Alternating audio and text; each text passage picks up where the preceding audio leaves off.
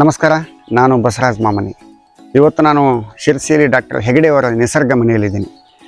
ಅನೇಕ ಕಾಯಿಲೆಗಳಿಂದ ಬಳಲುತ್ತಿದ್ದ ನಾನು ಈ ಸೊಂಟ ನೋವು, ಮೊಳಕಾಲು ನೋವು, ಈ ಫೋರ್ಜನ್ ಶೋಲ್ಡರು ಈ ಥರದ ಟ್ರೀಟ್ಮೆಂಟ್ಗಾಗಿ ಇಲ್ಲಿ ಬಂದಿದ್ದೆ. ನಾನು ಸುಮಾರು ಒಂದು 10 ದಿವಸಗಳ ಕಾಲ ಇಲ್ಲಿ ಉಳಿದಂಥ ಸಂದರ್ಭದಲ್ಲಿ ನನಗೆ ರಿಲ್ಯಾಕ್ಸ್ ಆಗಿದೆ ನಿಜವಾಗಿ ಹೇಳ್ಬೇಕಂತಂದರೆ. ಈ ಹೆಗಡೆ ಅವರು ನಾವು ಒಂದು 15-20 ವರ್ಷಗಳಿಂದ ಸ್ನೇಹಿತರು.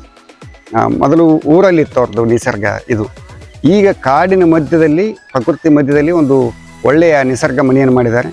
ತಾವೆಲ್ಲ ಕನ್ಫ್ಯೂಸ್ ಆಗೋದು ಬೇಡ. ಕಾಡಿನ ಮಧ್ಯದಲ್ಲಿರುವಂಥ ನಿಸರ್ಗ ಮನೆಗೆ ಕರೆದುಕೊಂಡು ಹೋಗಿ ಅಂತೇಳಿ ಆಟೋದವ್ರಿಗೆ ಹೇಳಿದಾಗ ಅವ್ರು ಡೈರೆಕ್ಟಾಗಿ ಇಲ್ಲಿ ಕರೆದುಕೊಂಡು ಬರ್ತಾರೆ. ಉತ್ತಮವಾದಂಥ ತಮಗೆ ಇಲ್ಲಿ ರೋಗವನ್ನು ಗುಣಪಡಿಸಲಿಕ್ಕೆ ಏನು ಬೇಕು ಅದೆಲ್ಲ ವ್ಯವಸ್ಥೆ ಇಲ್ಲಿ ಮಾಡಿದ್ದಾರೆ.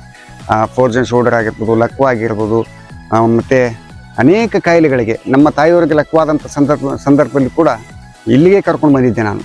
ನೀವು ನಂಬಲಿಕ್ಕೆ ಸಾಧ್ಯ ಆಗದೇ ಇರ್ಬೋದು. ನಮ್ಮ ತಾಯಿಗೆ ಒಂದು ಎಡಗೈ ಮತ್ತು ಎಡಗಾಲು ಎತ್ತಲಿಕ್ಕೆ ಕೂಡ ಆಗದಂಥ ಪರಿಸ್ಥಿತಿಯಲ್ಲಿ ಕರ್ಕೊಂಡು ಬಂದಿದೆ. ಕೇವಲ 10 ದಿವಸಗಳಲ್ಲಿ ಅವರು ಸರಿ ಮಾಡಿ ಕಳಿಸಿದರು. ಅವಾಗಿನಿಂದ ನಾವು ಇಲ್ಲಿಗೆ ಬರ್ತಾ ಇದ್ವಿ, ಈ ಟ್ರೀಟ್ಮೆಂಟ್ ತೆಗೆದುಕೊಳ್ತಾ ಇದ್ವಿ.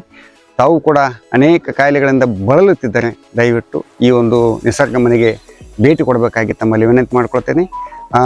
ಈ ಮನುಷ್ಯನಿಗೆ, ಪ್ರತಿಯೊಬ್ಬ ಮನುಷ್ಯನಿಗೆ ಈ ಕಾರು ಮತ್ತು ಗಾಡಿ ಸರ್ವಿಸಿಂಗ್ ನಾವು ಕೊಡ್ತೀವಿ. ನಾವು 3-4 ತಿಂಗಳಿಗೊಂದ್ಸಲ ಒಬ್ಬ ಮನುಷ್ಯನಿಗೆ ಈ ಥರ ಒಂದು ಚಿಕಿತ್ಸಾಲಯಕ್ಕೆ ಅಥವಾ ನಿಸರ್ಗ ಮನೆಗೆ ಬಂದಾಗ ಒಂದು ಸರ್ವಿಸಿಂಗ್ ಆಗುತ್ತೆ, ಬಾಡಿ ರೀಸೈಕ್ಲಿಂಗ್ ಆಗುತ್ತೆ. ಕಾಯಿಲೆ ಇದ್ರೂ ಬಂತು, ಬಿಟ್ಟರು ಬಂತು. ಒಂದು ಸಲ ವಿಸಿಟ್ ಕೊಟ್ಟಾಗ ತಮಗೆ ಅನುಭವ ಆಗ್ತದೆ, ಇಲ್ಲಿ ಬಂದದ್ದು ಭಾಳ ಒಳ್ಳೆಯದಾಯಿತು ನಾವು ಅಂತ ಅನಿಸ್ತದೆ. ದಯವಿಟ್ಟು ಕಾಡಿನ ಮಧ್ಯದಲ್ಲಿರುವಂಥ ಡಾಕ್ಟರ್ ಹೆಗಡೆ ನಿಸರ್ಗ ಮನೆಗೆ ತಾವೆಲ್ಲ ಭೇಟಿ ಕೊಡಬೇಕಂತೇಳಿ ತಮ್ಮಲ್ಲಿ ವಿನಂತಿ ಮಾಡ್ಕೊಳ್ತೇನೆ. ನಮಸ್ಕಾರ.